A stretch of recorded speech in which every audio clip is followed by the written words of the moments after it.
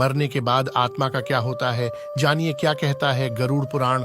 बचपन में घर के बड़े बुजुर्ग बच्चों को सही राह दिखाने के लिए स्वर्ग और नर्क की कहानियां सुनाते थे, लेकिन वास्तव में इसे किसी ने नहीं देखा।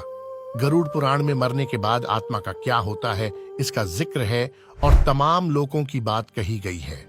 स्वर्ग और नर्क वास्तव में होता है या नहीं, इसके बारे में तो हम सब नहीं जानते, लेकिन इसको लेकर तमाम कहानियां आप सभी ने बचपन में जरूर सुनी होंगी। ज्यादातर घर के बड़े बुजुर्ग बच्चों को सही राह दिखाने के लिए स्वर्ग और नर्क की कहानियां सुनाते थे और बताते थे कि अच्छे कर्म करने वालों को स्वर्ग मिलता है और बुरे कर्म करने वालों को नर्क की यातनाएं भोगनी पड़ती हैं। लेकिन वास्तव में स्वर्ग और नर्क किसी ने नहीं देखा, इसलिए ये कहानियां भी कहीं न कहीं लोगों के मन में एक भ्रम पैदा करती हैं। हालांकि इस मामले में ज्योतिषाचार्य डॉक्टर अरविंद मिश्र का कहना है कि हमारा शरीर 5 तत्वों से मिलकर बना है जो कि नाशवान है, जबकि आत्मा अजर और अमर होती है। शरीर के नष्ट होने के बाद भी आत्मा का सफर जारी रहता है। जब किसी की मौत होती है तो उसकी आत्मा शरीर से निकल जाती है। इसके बाद आत्मा का क्या होता है, इसके बारे में गरुड़ पुराण में काफी कुछ कहा गया है। जानिए इन बातों के बारे में। शुरुआत में 13 दिनों के लिए यमलोक जाती है आत्मा। गरुड़ पुराण के अनुसार मौत के बाद यमलोक से 2 यमदूत आत्मा को ले जाने के लिए आते हैं और वे सिर्फ 24 घंटों के लिए आत्मा को अपने साथ लेकर जाते हैं। इन 24 घंटों में मृतक के परिजन उसके शरीर का दाह संस्कार और अन्य कर्म करते हैं।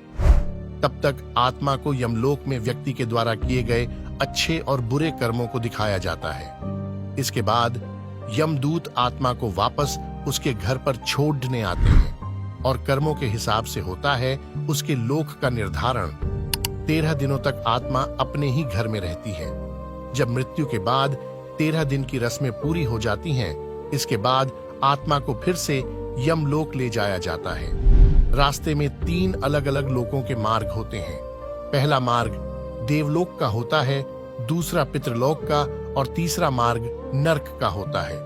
व्यक्ति के कर्मों के हिसाब से उसके लोक का निर्धारण किया जाता है और उसे उसके लिए सुनिश्चित मार्ग की ओर भेज दिया जाता है। पुनर्जन्म क्यों? संतोष पांडेय के अनुसार इस जन्म में हम पिछले जन्म से प्रेरित होते हैं, जबकि इस जन्म के कर्म के अनुसार हमारा अगला जन्म और कुछ हद तक कर्म भी निर्धारित होता है। कर्म और पुनर्जन्म दोनों एक दूसरे से जुड़े हुए हैं।